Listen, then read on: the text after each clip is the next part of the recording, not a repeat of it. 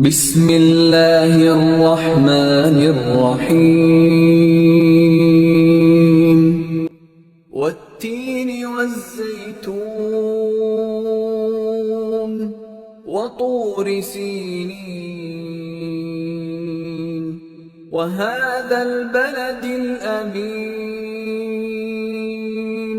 لقد خلقنا الإنسان في أحسن تقويم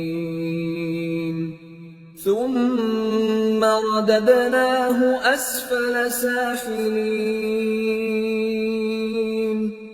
إلا الذين آمنوا وعملوا الصالحات فلهم أجر غير ممنون فما يكذبك بعد بالدين